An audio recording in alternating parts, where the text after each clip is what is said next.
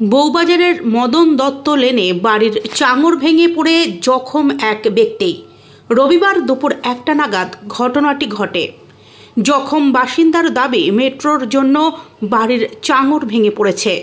Councillor বিশ্বরূপ দের দাবি, কী কারণে বাড়ির চাঙড় ভেঙে পড়েছে তা খতিয়ে দেখা হবে।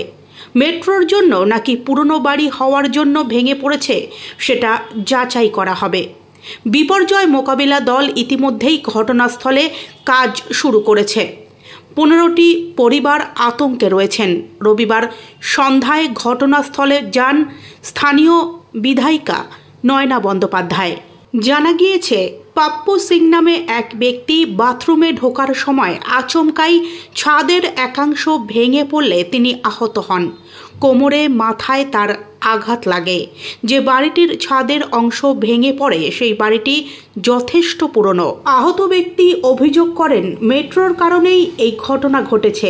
মেট্রো রেলের তরফে জানানো হয়েছে, ঘটনাস্থলে তাদের টিম পাঠানো হয়েছে। প্রয়োজনীয় পদক্ষেপ নেওয়া হচ্ছে।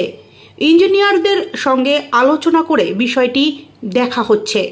পরবর্তীকালে সেই অনুযায়ী ব্যবস্থা গ্রহণ করা হবে। বউবাজারের বিবি গাঙ্গুলি স্ট্রিটের যে বাড়িতে ঘটনাটি ঘটে সেই বাড়িতে মোট 15টি পরিবার বাস করেন। তাদের দাবি, যখন গ্রিন লাইনে বউবাজার হয়ে মেট্রো যায় তখন তাদের বাড়ি কাঁপতে থাকে। মেট্রোর কাজ যখন হচ্ছিল তখন তারাই বাড়ি ছেড়ে অন্যত্র চলে গিয়েছিলেন। মেট্রো রেল কর্তৃপক্ষ তাদের হোটেলে থাকার ব্যবস্থা করেছিল।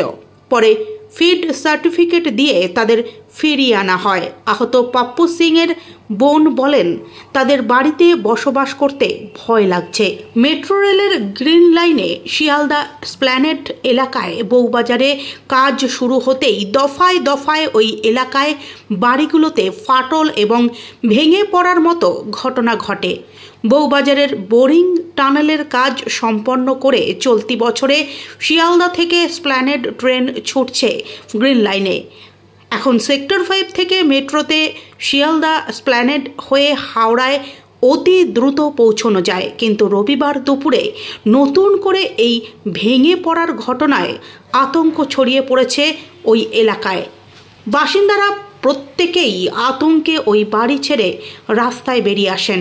যদিও মেট্রো রেল কর্তৃপক্ষ দাবি করেছে বাড়িটি অনেক পুরনো, তবে ওখানে যারা রয়েছেন তাদের ভয়ের কোনো কারণ নেই।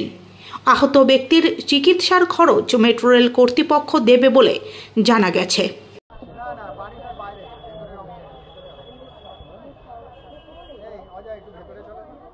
যেখানে বলবে